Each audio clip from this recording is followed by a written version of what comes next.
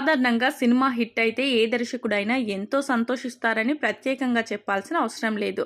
అయితే కొంతమంది స్టార్ డైరెక్టర్లకు మాత్రం సినిమా సక్సెస్ సాధించిన ఆ సినిమా విషయంలో ఒకంత అసంతృప్తి మాత్రం మిగిలిపోయింది.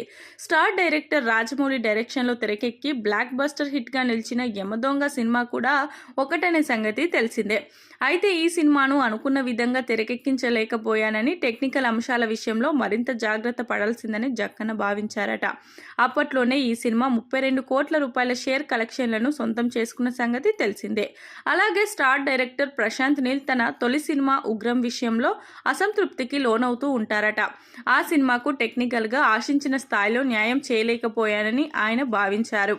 ఆ లోటును తీర్చుకోవడానికే ప్రశాంత్ నీల్ ఉగ్రం కథతో సలార్ సినిమాను తెరకెక్కించారు. అర్జున్ రెడ్డి రన్ టైం 30 నిమిషాలు తగ్గించడం సందీప్ రెడ్డి వంగాను తీవ్ర స్థాయిలో నిరాశకు గురిచేసిందట.